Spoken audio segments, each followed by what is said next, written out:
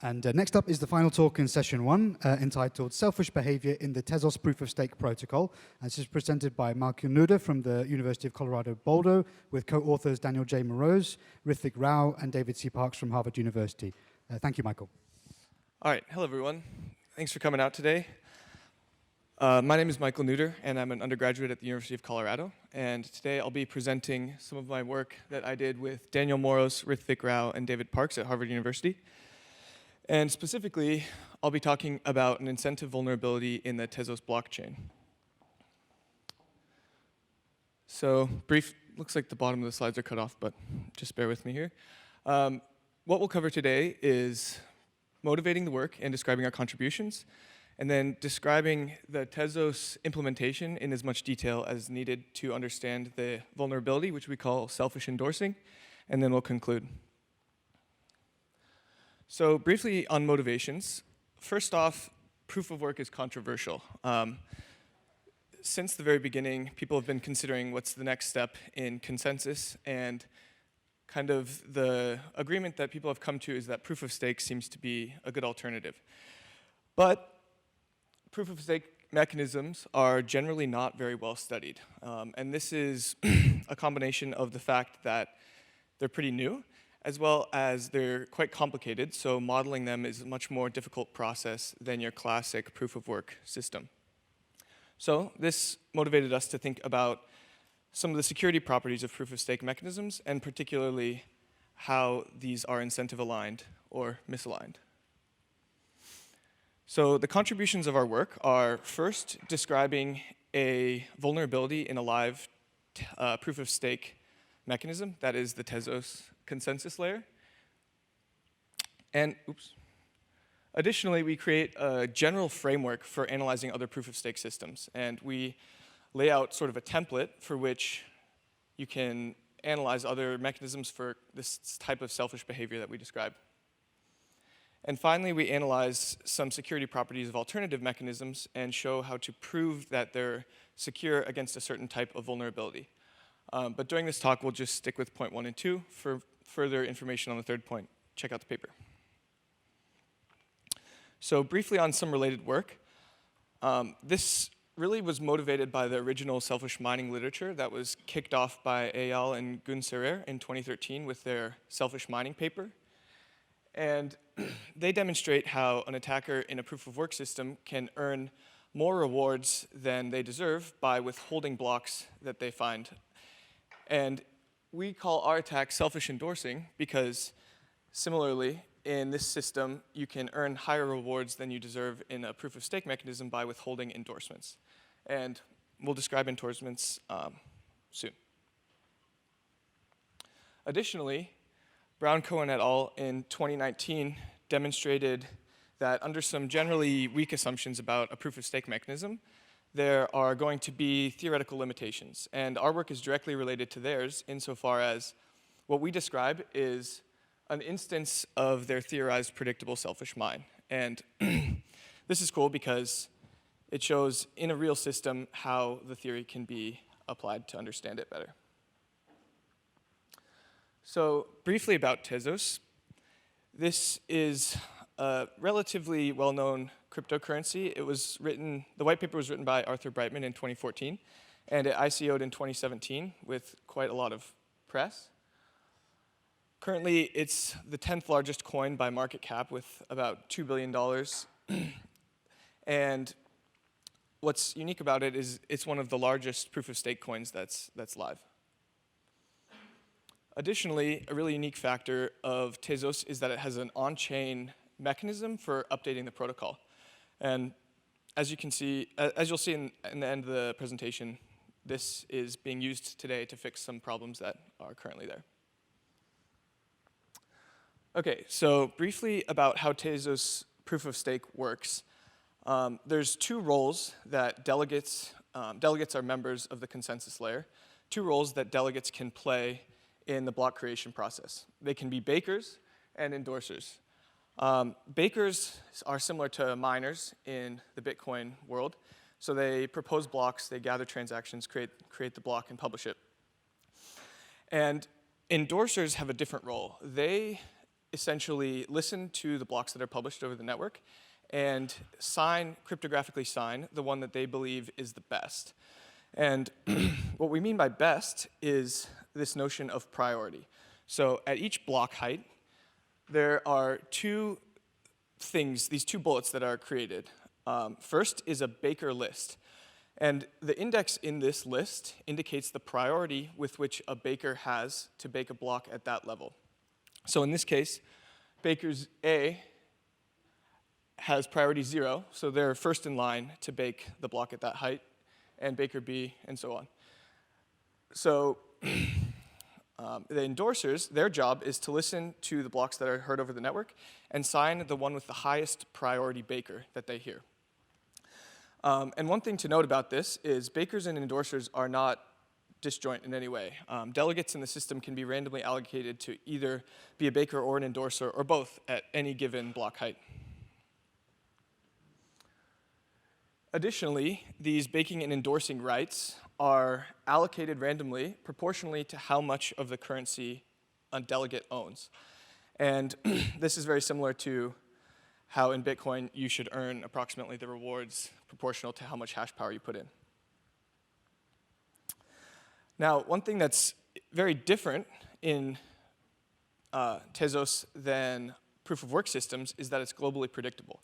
And what we mean by this is for the next 20,000 blocks or so, it's public information who will have baking and endorsing rights at each block height.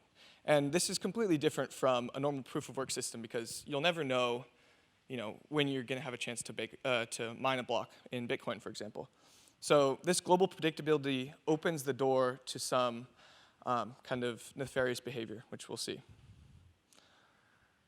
Yeah, this figure's partly cut off, but a bit of notation here. We describe baking blocks and endorsements in terms of their block height. And we define that in terms of slots. So if a block is baked at the slot L, then that means it's distance L minus 1 from the genesis block of your chain. So in this figure, we can see that at block L, I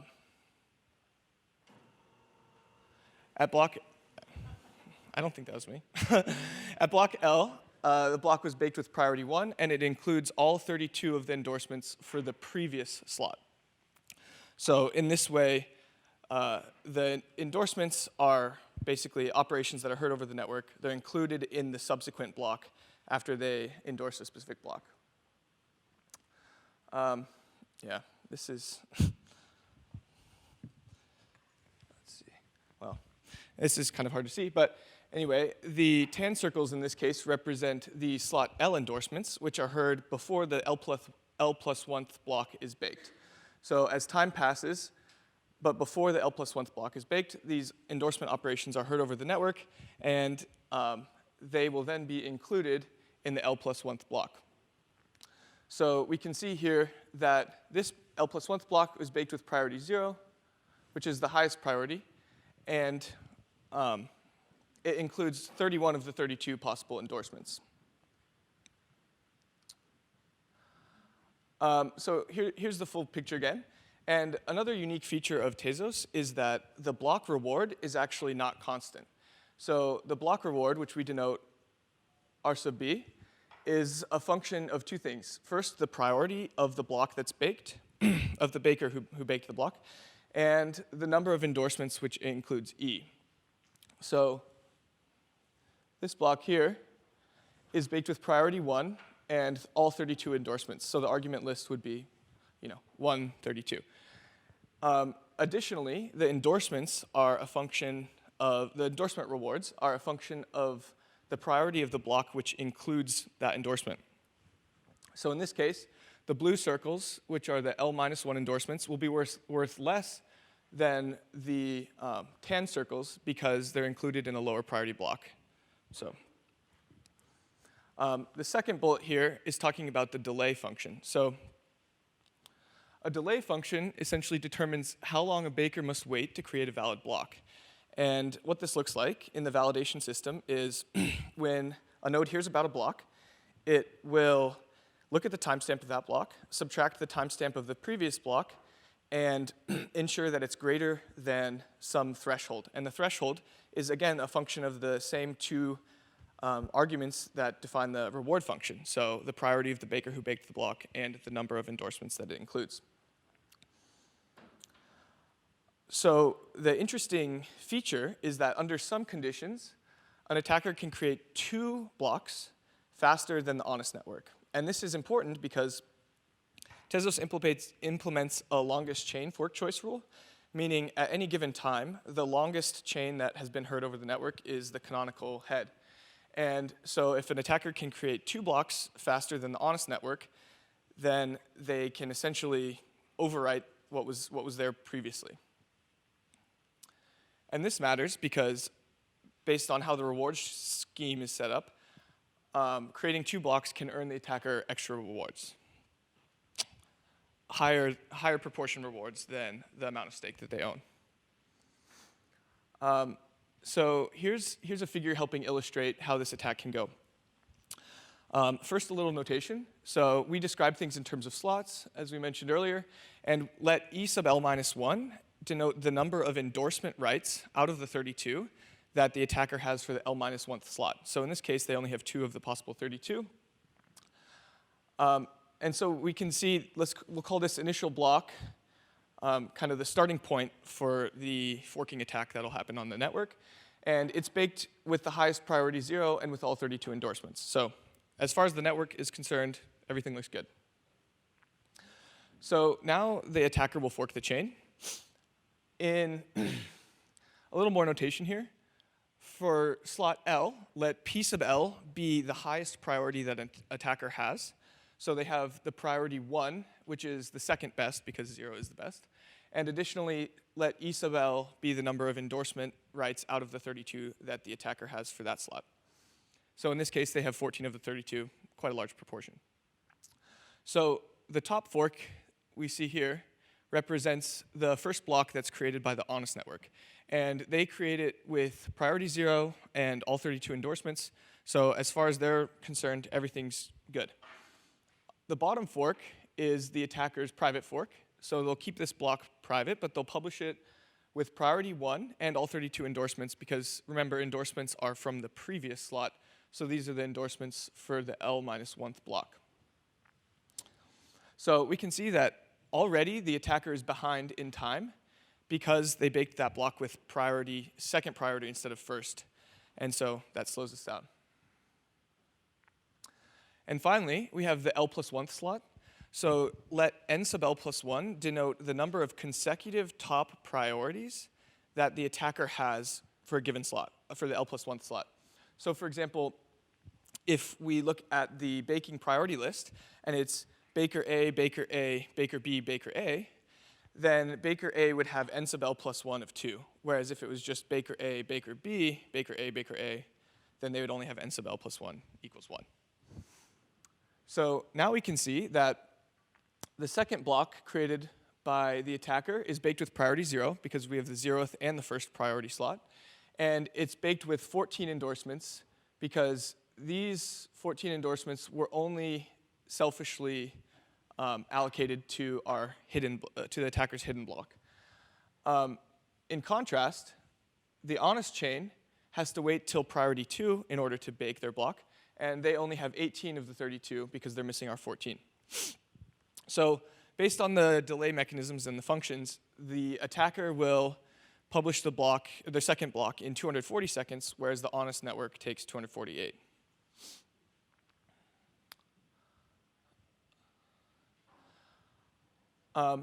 One quick note again. So now we can think of this whole system as modeled by these 4 state variables, E sub L minus 1, P sub L, E sub L, and N sub L plus 1. So these are kind of the 4 state variables that will parameterize both the delay and the reward functions. So now let D2 be a function representing the difference in times between the attacker creating 2 blocks and the honest network creating 2 blocks. So in the previous example, the attacker took 240 seconds, whereas the honest network took 248, so this value would simply be -8. Additionally, let R2 represent the difference in reward for an attacker playing honestly versus selfishly. So this checks that not only is the attack possible, but the attacker will make more money executing this attack than playing honestly. In other words, the attack is incentive aligned, and they have a reason to execute it. And both D2 and R2 are functions of our 4 state variables, which we just described.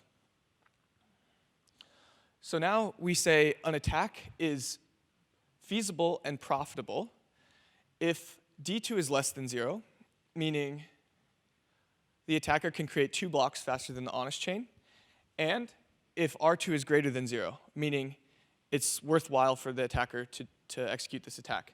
So we describe the set A2 as every permutation of the 4 state variables such that both these conditions are met.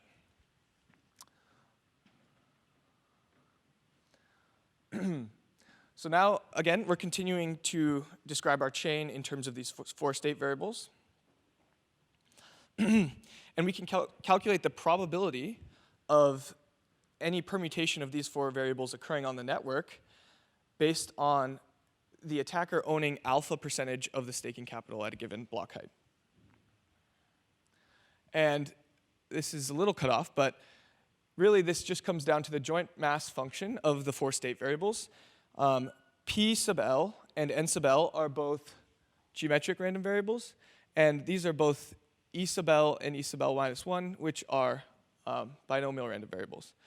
So basically, our kind of procedure of calculating the probability of this set A2 is you enumerate every permutation of the state variables, you check if the attack is feasible and profitable, so you check if D2 is less than 0 and R2 is greater than 0, and if it is, then you take the probability using this function and add all such probabilities up.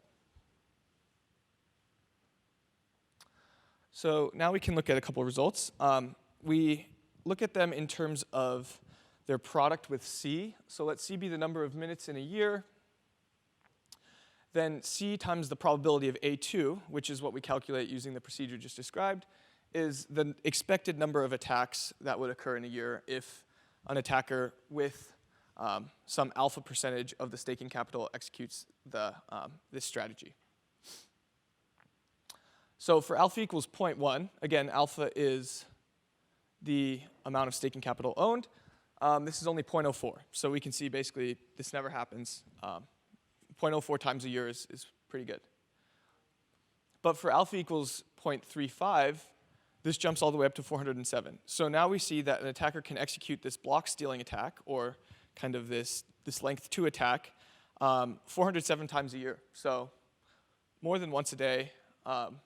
And 0.35 is quite a lot of the staking capital right now, but you know, it's still possible. So in conclusion, we describe an incentive vulnerability in Tezos and calculate the feasibility and probability of such an attack. And it's worth noting that currently Tezos is using this on-chain governance mechanism is rolling in an update that will change the delay and reward functions in such a way that this attack essentially is completely nullified. We've been in close contact with Arthur Brightman and the Nomadic Labs, who are the people implementing this, and based on some of our work, some of their work, and some other research, they decided that this new reward function is a good idea, and based on the initial calculations we did, it looks like it is. So some future directions. First, applying this framework to other proof-of-stake mechanisms. So kind of thinking about it as a 3-prong approach of feasibility, profitability, and probability is kind of a nice intuitive way to understand these types of things. And additionally, longer range attacks are particularly interesting because basically no one has done any research on this. And part of it is because how computationally difficult it becomes. So if you remember how we calculate the set A2, we have to enumerate every permutation of the state variables, and permutations scale extremely quickly. So even with length 3 attacks, this starts to become computationally intractable. So what we're thinking about doing is doing some statistical inference or perhaps some more sample-efficient methods to get at the underlying joint mass function without having to enumerate the entire support of it and checking for feasibility and profitability. So this is something that we're very interested in.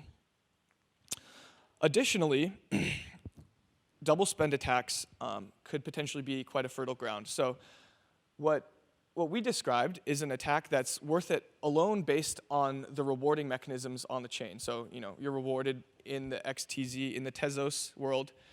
But it's feasible to imagine longer range attacks that aren't necessarily worthwhile based on the rewards of the blocks alone, but can allow attacker to delete many blocks and thus execute a successful double spend and making it worthwhile. But similarly to how this is difficult for longer range attacks, this is computationally difficult.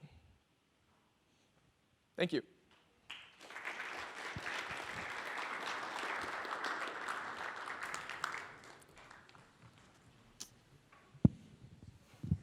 You caught me out there. I was at the back.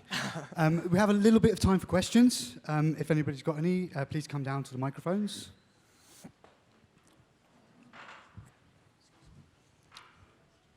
If not, I'll ask an easy one. I'll softball you. Like, where do you think the lowest hanging fruits for extensions to this work are? Some of the reviewer comments critique the fact that you were overly specific on a single protocol, for example. Yeah, so part of the problem with being not specific to a particular protocol is how different the implementations of proof of stake are. In particular, Tezos is one of the only proof of stake mechanisms that uses this endorser model. And so to generalize this mathematical model really intuitively is quite difficult. And so in Brown-Cohen et al., they generalize with some very weak assumptions about proof of stake. And they describe how kind of, even given these weak assumptions, these theoretical limitations will always be there. So that theory is kind of already developed, but extending kind of generally across multiple implementations is quite difficult. So I think the lowest hanging fruit would be just directly applying this to some other mechanisms and seeing what the results are. That's quite simple. And like a little bit of a follow-up here. Again, I'm a bit beyond my pay grade here, but I'll try my best. So there's been some work out of a group in Oxford, Marmolejo, Coseo, and co-workers, where they've extended the selfish mining model to a kind of two-dimensional game theory model. I don't know if you're aware of that work. So I was just wondering if there are kind of some extensions in the sort of sophistication of the model that you can see in what you're doing. Yeah. So I think the paper you're referring to is talking about multiple selfish miners. And in that case, they're studying kind of the game theory of this repeated game. Yeah, what we were interested in initially was multiple selfish mining because, as we know, we don't really see selfish mining occur on the Bitcoin network, which is a bit surprising. And part of that might be because multiple selfish mining is incentive aligned in a way that selfish mining no longer is the optimal strategy.